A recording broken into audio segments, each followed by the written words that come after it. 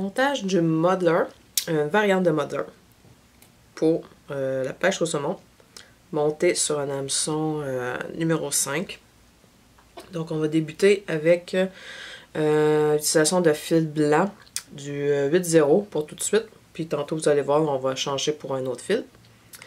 Donc on commence, dépendamment de l'hameçon, j'aime bien commencer où est-ce qu'on voit qu'il y a la démarcation ici de l'hameçon pour réussir à remplir puis faire un beau corps. Donc je viens attacher mon fil à l'hameçon tout en venant l'entourer. Je vais venir l'entourer en faisant un petit corps de fil un peu partout sur l'hameçon où est-ce que justement on va avoir du matériel installé. Je viens couper mon excédent de fil avant d'arriver même à la fin de où est-ce que je vais vouloir entourer. Comme ça, on va être sûr de bien cacher l'excédent. Et je vais venir mettre du fil jusqu'à environ moitié de la distance de la pointe de l'hameçon et de l'ardillon. Je ne sais pas si vous voyez. Je vais venir mettre ça un peu comme ça, on va mieux voir. À peu près comme ça. Une fois que ça c'est fait, le montage, aujourd'hui, ce que je fais, je vais vous montrer différentes techniques qui vont permettre de solidifier votre mouche pour qu'elle puisse résister à long terme. Donc, je vais venir utiliser ce qu'on appelle du soft wire. Dans mon cas là, je vais utiliser Smart. Donc, je l'ai choisi de couleur copper, étant donné que ça va faire un beau mix avec ce que vous allez voir pour le montage tantôt. Donc, je vais venir installer, je vais ramener mon fil à l'avant pour venir installer,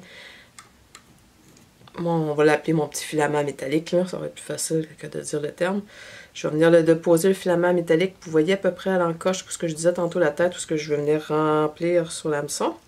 Donc, je vais faire 2 tours lousses. Après ça, je vais venir attacher serré.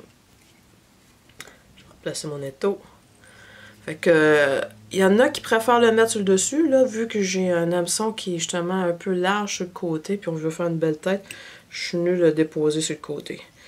C'est peut-être pas l'idéal, ça pourrait peut-être à un certain point voir que ça débalancerait la mouche, mais dans le cas ici, je pense pas que ça va faire une grosse différence dans mon cas à moi. Du moins, moi, ça me dérange pas. Donc, j'ai été entourer le câble de métal, j'ai été mettre du fil jusqu'à l'arrière, et là, je suis revenue à l'avant pour vraiment bien attacher. L'excédent, je vais venir le couper, parce que je sais que anyway, je n'ai besoin juste d'une certaine distance. Je vais l'utiliser pour faire des côtes à ma mouche. Donc, je coupe l'excédent pour ne pas avoir le fil dans les jambes tantôt. Ensuite de ça, je vais venir me faire un corps en axle, couleur cuivre encore, copper. Donc, vous comprenez pourquoi j'ai pris un petit filament métallique de cette couleur-là. Donc, je vais venir prendre l'extrémité du fil. Étant donné que c'est un matériel qui a tendance à s'effilocher, dans mon cas, moi, je vais venir couper l'excédent pour que ça soit le moins effiloché possible. Et je vais venir encore une fois attacher aux mêmes jonctions de tantôt, parce que comme je disais, je veux comme remplir cet endroit-là. Et je vais venir ramener mon fil à la tête, mais comme vous voyez, je ne le ramène pas totalement à la tête au proche. Je ne sais pas si on voit si je mets ma main. Je garde quand même une distance. Je ne veux pas aller trop proche de la tête parce que, anyway, je sais que je vais venir mettre du corps de chevreuil après, puis je vais me garder de l'espace. Fait que je fais juste comme dégager pour me faire une distance. Puis là, vu que j'ai un étau rotatif et que je vais bien me tourner, je vais venir faire un petit nœud rapide pour empêcher mon fil de bouger. Fait que vous pouvez faire un nœud avec votre outil à nœud ou venir faire un nœud à la main, aucun problème. Donc, comme je disais, montage je fais un montage pour montrer différentes façons de solidifier le montage. Je vais venir déposer une petite couche de lac sur le corps. Juste pour ajouter encore un peu de rigidité à mon montage. Comme ceci. Je vais venir tourner ça autour de mon hameçon. Je vais aller virer jusqu'à l'arrière. Et vous allez remarquer, c'est que je vais remettre un peu de lac aussi dessus avant d'en revenir avec mon matériel de corps. Fait que là, je commence par aller jusqu'à l'arrière comme vous voyez là. Quasiment rendu. Et voilà. rendu à cette étape-ci, je tiens avec ma main gauche ma bobine parce qu'en fin de compte, le but c'est que je veux garder une tension en tout temps sur mon matériel. Pour éviter qu'il... parce que s'il n'y a pas une tension dessus, il pourrait devenir un petit peu plus lousse, désolé le terme anglais, et en même temps créer... Ben, comment je pourrais expliquer? En gros, si je veux être sûr que mon matériel il est bien à côté serré sur mon corps, qu'il n'y ait pas d'espace lousse qui pourrait laisser une place que les dents du poisson pourraient venir l'accrocher, puis là, whoop, la mouche pourrait se défaire encore plus facilement. Fait que j'essaie de garder toujours une tension sur mon fil, puis de venir le fixer. Fait que là, comme je disais, je vais rajouter une couche de lac sur tout ça. Comme ça, si jamais il y a quelque chose qui arracherait, là, j'ai une couche en dessous en plus du même matériel qui va avoir la même couleur. Fait que là, j'ai mis ma couche de lac. Et je viens enrouler encore une fois.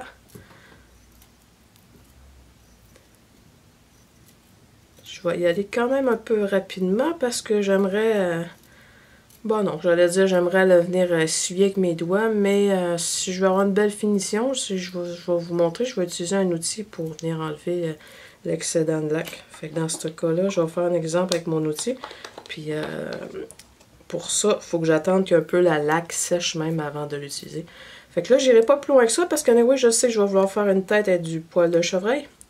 Donc, ça sert à rien d'aller en mettre trop loin en avant, là. Et voilà. Je reprends ma bobine de fil, je reviens près de où est-ce que je suis arrivé avec mon matériel Excel. Je me mets d'un côté opposé et je vais venir faire un 8. J'étais à l'arrière pour moi. Là, je reviens en avant, je retourne.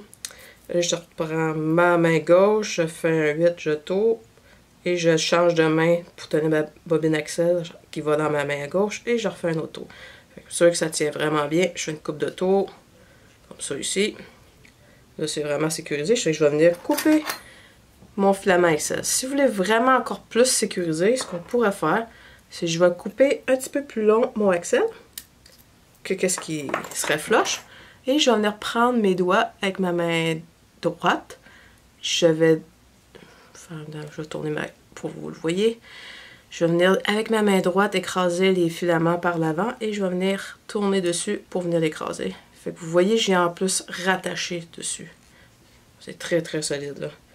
Fait que je vais venir faire un petit nœud avec mon outil à nœud. Comme ça, on est sûr que si jamais il y aurait quelque chose qui lâche, on l'échappe ou quoi que ce soit, ça va être solide. Prochaine étape, comme je disais, je vais vous montrer une façon de faire. J'ai un petit outil qui est un peu... je ne pourrais pas vous dire c'est quoi le nom malheureusement, là. Mais ça se trouve quand même être assez... je dirais pas au point d'être coupant comme un couteau, mais quand même c'est assez mince. Fait que je l'utilise comme un grattoir pour... là, c'est sûr que c'est un matériel qui est un peu plus épais. Mais souvent, je vais l'utiliser pour venir enlever l'excédent de colle sans être obligé de mettre, disons... parce qu'on pourrait mettre de la colle dessus, puis dire, ah ben c'est pas grave, comme ça on voit rien, puis c'est tout égal. C'est une chose qui se fait. Mais par contre, des fois, ça peut arriver que la colle, ça se fait gratter par, je sais pas, des dents de poisson ou quoi que ce soit. Ça se pourrait que ça donne un petit fini un petit peu plus mode, votre mouche à la londe. Fait que dans le cas de mouche, que je veux être vraiment certaine que le fini reste aussi resplendissant que ce qui était comme dans l'objectif du pattern, excusez, de la mouche, ben je vais venir le gratter comme ça. Fait que là, il n'y a pas d'inquiétude, c'est pas en train d'enlever la colle en dessous, c'est juste en train d'enlever, on pourrait dire des stries de colle. Vu que j'avais mis beaucoup de colle, la colle c'est comme débordé un peu chaque côté, hein. Donc, je le fais rapidement, fait qu'il y a moyen... C'est sûr que quand vous prenez un matériel comme du tencel plat, là, ça fait une super job, là, si il va délicatement, tu l'enlèves. OK? Fait que là, on a mis de la colle en dessous à chacune des étapes. Puis en plus, là, j'ai un filament de métallique. Fait que ce que je vais faire, c'est que je vais venir le tourner, venir me faire des petites côtes pour essayer de les mettre à peu près à la même distance.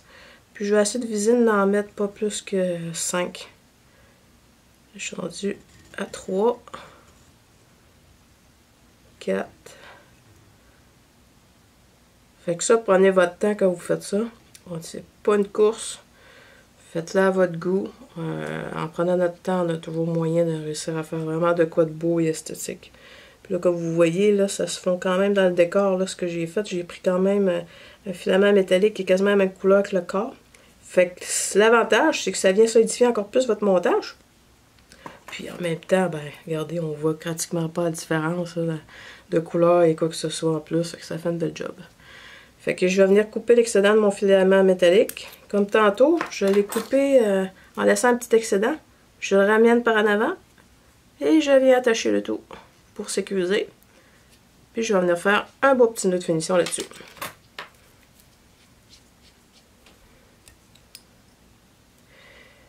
Ensuite de ça, si on voudrait sécuriser encore plus la chose, où est-ce que j'ai mis ça? Colle UV. Je vais venir mettre... On s'assure que notre corps il est sec, la colle de lac, pardon, que la laque dépasse pas. J'essaie de ne pas mixer le lac et colle UV, normalement. Mais dans un cas, c'est sûr que c'est rapide ce que je fais là. Mais normalement, j'attendrai vraiment que ça soit très très sec. Puis là, je vais venir au moins sur le derrière, où ce qui est comme le plus fragile quand même, là, où ce que le poisson va sûrement venir se mettre les dents. Je vais remettre un peu de colle UV comme ça. Puis ce que je vais faire, c'est que je vais venir l'étendre avec mon outil aussi, sur un cure-dent ou un aiguille ou quelque chose de genre. Fait que là, je vais venir comme l'étendre sur mon corps. Mais là, comme vous voyez, des fois, ça peut avoir tendance à changer la coloration. Fait que des fois, j'essaie de faire juste le petit derrière. Là, je n'ai mis beaucoup, fait que je vais l'envoyer un peu plus loin devant. Parce que je veux pas créer une forme bizarre. Une fois que c'est étendu comme ça, on prend notre lampe UV. Et on l'éclaire pour le faire fixer notre colle UV. Pas plus compliqué que ça. Puis, donc, c'est ça. Je vais juste prendre le temps de le faire coller comme il faut. Pour le besoin de la cause de la vidéo, je vais faire quand même rapidement. Là. Normalement, j'attendrai vraiment pour être sûr que ça soit très très bien collé. Là. Il y a moyen de l'éclairer un certain temps, toucher, voir. Fait que c'est ça. Fait que pour prochaine étape, j'ai fait un nœud. Je vais refaire juste un nœud juste pour être sûr que j'en avais bien fait un. Et je viens couper mon fil parce que je vais venir changer pour utiliser un autre type de fil. Vous pourriez continuer avec le même fil, il n'y aurait aucun problème. Mais je vais juste vous montrer un peu. Je vais utiliser un Unicard. C'est un fil qui est quand même pas très épais. Pas besoin de le twister pour qu'il soit comme mince. Fait qu'il est déjà une bonne épaisseur. J'ai comme de quoi qui me dit dedans. Donc, prochaine étape, ce que je vais faire, c'est que je vais venir mettre un peu de flèche à bout. Je vais me faire une petite aile en plus avant que d'aller faire mon poil de chevreuil puis ma tête pour ma modeleur. Donc, je me prends un brin de flèche à bout, perle. Je le coupe à moitié. Et je vais le recouper encore une autre fois. On va faire à peu près 4 morceaux environ. Une fois que j'ai mes 4 morceaux, voilà comme ça. Je vais venir de fixer le tout. Mon objectif, c'est de ne pas dépasser le derrière de ma mouche. Donc, je vais venir fixer ça ici.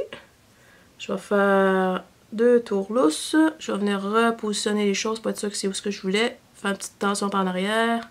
On replace les choses si ça a twisté un peu. Et ensuite de ça, on vient attacher ça en place. Puis là, juste pour être sûr que j'en ai vraiment, je vais retourner à l'arrière les brindilles, vu qu'ils sont déjà assez longs. Et juste pour m'assurer que ça arrive à la bonne longueur, je vais venir couper ça comme ça ici. Pour pas que ça dépasse trop le corps de ma mouche.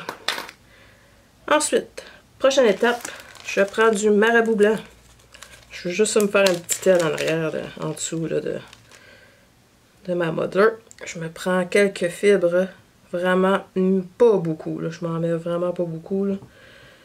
J'en ai à peu près, je sais pas si on voit un peu la quantité, là. C'est quasiment même pas la grosseur du corps. J'ai coupé ça. Puis là, encore une fois, comme je disais, je veux pas venir dépasser ma mouche. Donc, on voit à peu près, c'est comme ça que je vais venir placer ça. Fait que je vais venir pincer avec mes doigts environ à l'endroit où ce que je sais que je vais venir attacher. Je coupe l'excédent et je viens descendre ça sur la mouche. On va faire 2 tours lousses. Oups, ça a twisté. On la replace ça à la bonne place pour que ça soit comme vraiment aligné sur l'hameçon. Ensuite de ça, je viens attacher le tout solidement. Puis on vérifie est-ce que la plume, l'aile est à la bonne place. Ouais. Fait qu'il y en a au choix qui vont les mettre plus grosses. Moi, dans mon cas, je voulais la mettre vraiment une petite comme ça va faire bien la job. Ça, en dessous de l'eau, ça va être joli à voir bouger, là. Oh, nettoyer son pic, hein, des fois on oublie qu'on a mis de la colle là-dessus. C'est pas très fameux. Puis après ça, on l'échappe sur nos matériaux. Fait que juste pas oublier des fois, si vous oubliez que vous avez passé de la colle UV ou de la laque, là, des fois juste nettoyer un peu votre pic. On s'essuie les mains. Donc, cette étape-là est faite. Je vais ramener, les doigts sont corrects, je vais ramener mon fil à l'arrière, où est-ce que j'ai attaché ma plume. Et voilà, ici. Je vais me prendre du poil de corps de chevreuil blanc. J'aime bien utiliser ce qu'ils appellent du corps... comment ils appellent ça? Ils appellent ça... du corps de chevreuil teint du blanc. Et qui est blanc. Ok, on voit. Quand même des belles fibres longues, là. Fait que je vais en prendre une petite pincée. Parce qu'anyway, le premier tour, je veux pas avoir trop de matériel parce que je veux être capable de voir encore ma mouche, le corps de ma mouche en dessous. J'ai pris une pincée, je vais venir la passer dans un hair stacker. Juste pour égaliser un peu. Hop là. J'en ai vraiment que les poils sont longs, hein. Et voilà.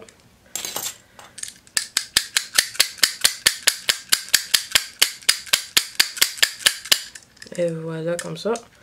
On ressort l'excédent.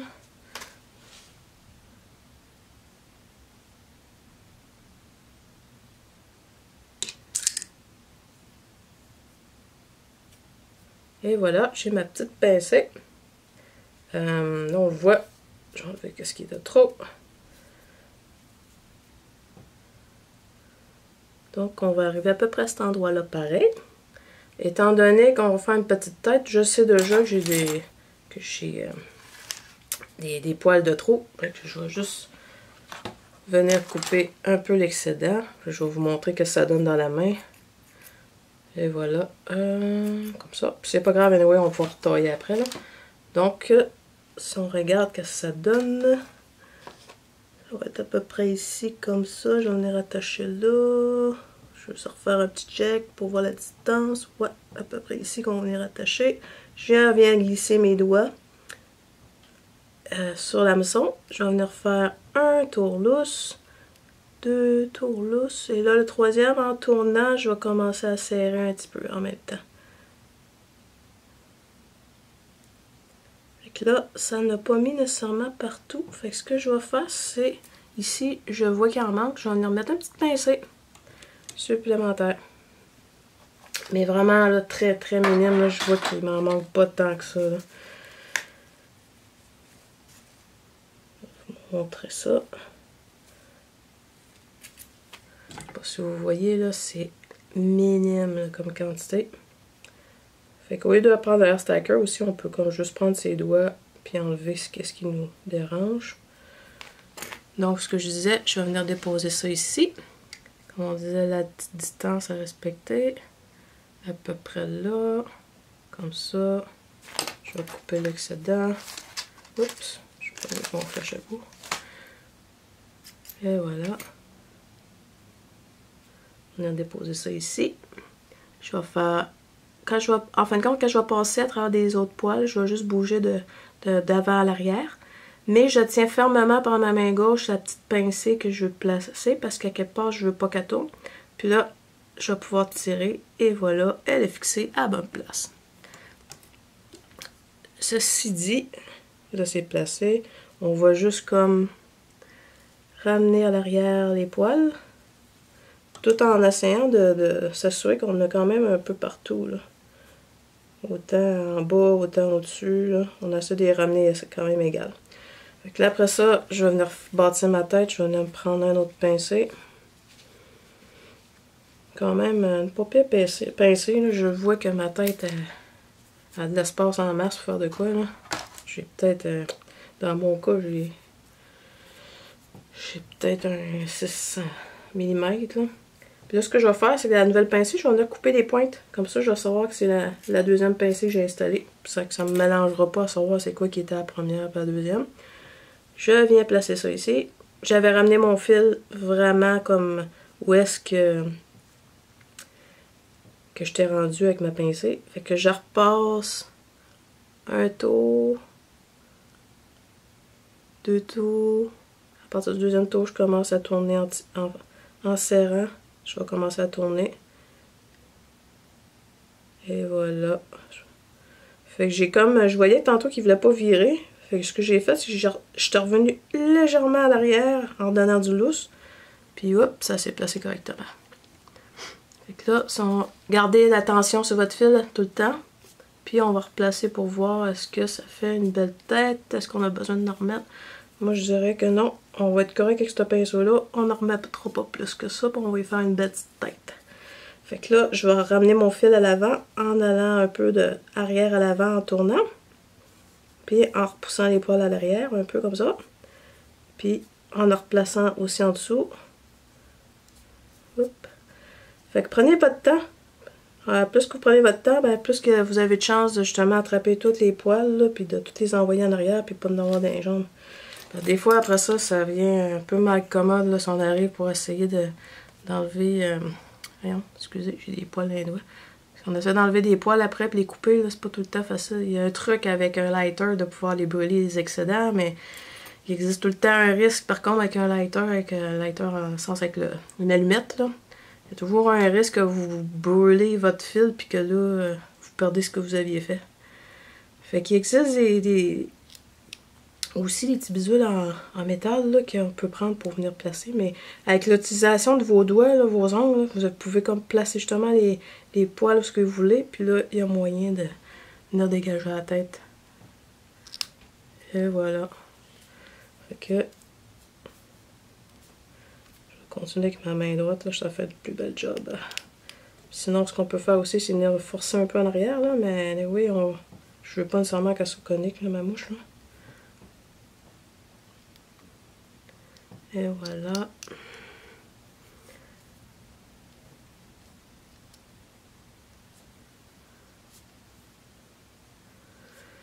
Bon, je vais venir faire une autre finition.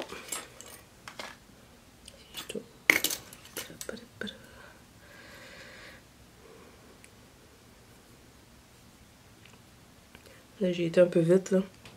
J'ai pas pris le temps de replacer toutes les poils.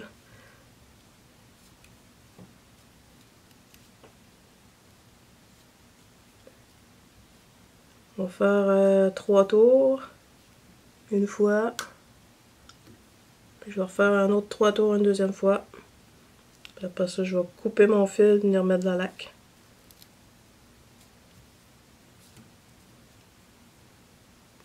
Des fois, j'en fais moins, là, mais surtout que ça, c'est un très bon fil de montage. Là. Comme je vous disais, j'ai utilisé du Unicore. C'est assez très solide.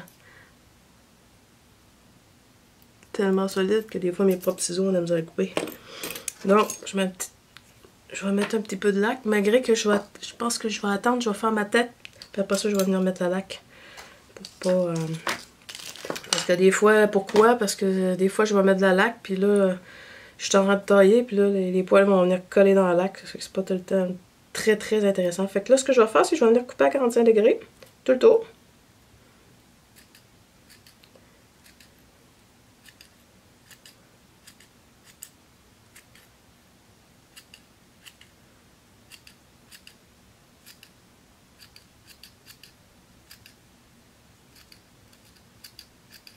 Toujours garder en tête que le dessous, là, on veut être sûr que le poisson puisse se prendre dans l'hameçon. Hein. Fait qu'on vient dégager le dessous en masse. Hein. Je me gêne pas à aller l'enlever pour le dessous.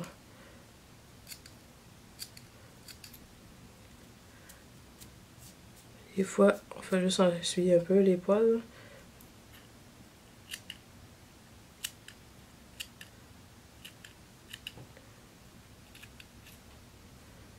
Là, je vais juste voir c'est quel poil. Je veux pas comme venir couper plus bas en arrière, hein, mais je veux juste comme des fois aller voir lesquels qui. Je suis capable de différencier mes poils quand ils sont pas pointus, ben ça veut dire que c'est une pincée d'avant qui est là. Fait que je sais que je veux tailler la pincée d'avant pour qu'il reste juste les brindilles de poils pointus qui vont rester à l'arrière.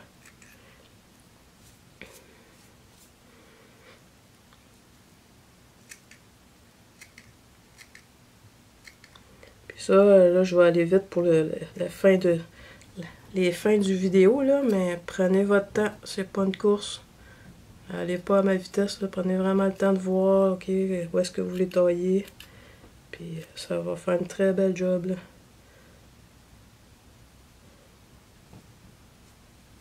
Et des fois, je relève un peu les poils pour justement à différencier. On a taillé ça, comme ça.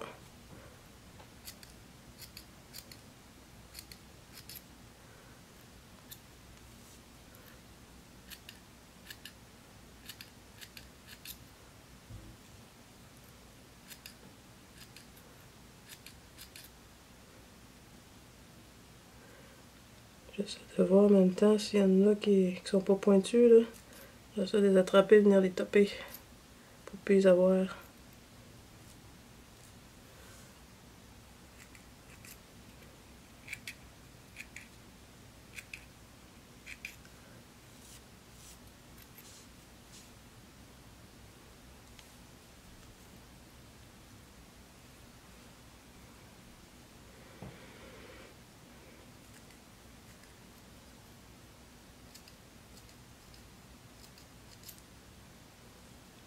Nettoyer un petit peu.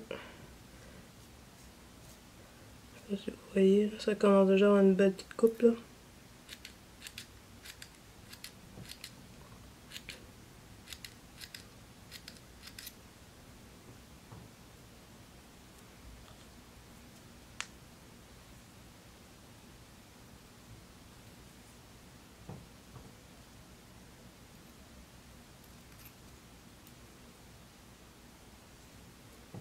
Pas si mal, pas si mal.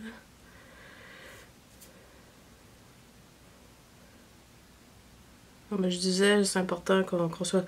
Souvent, il y a bien des poissons que c'est important que le dessous là, soit bien visible. Fait que là, je m'assure que j'ai pas trop mis de poils en dessous. Puis que je suis capable de bien voir la couleur. Puis ça va être bien parfait, ça. Belle petite mouche.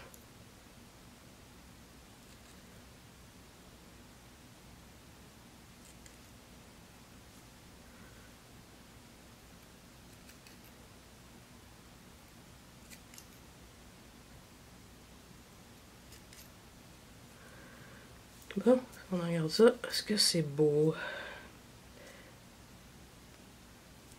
Je vais faire attention quand vous testez, voir si ça fait le job, là. Attention de pas trop piquer le doigt, là. Fait que dans mon cas, ça a l'air pas si mal. On va remettre ça dans l'étau. Hop. Des fois, le remettre dans l'étau, c'est toujours moyen de... Des fois, moi, je peux passer ben des minutes à tailler ça pour mettre ça à mon goût. Mais, en fin de compte, le temps que vous aimez votre mouche, ça va être bien parfait.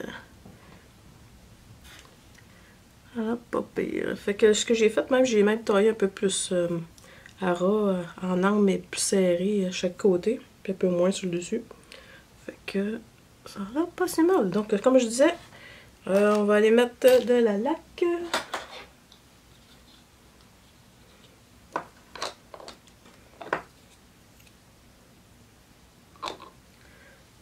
Je vais sortir un peu les poils qui étaient descendus. Et voilà, on met un peu de laque. Et on va faire pareil en dessous. On va venir mettre un peu de laque aussi.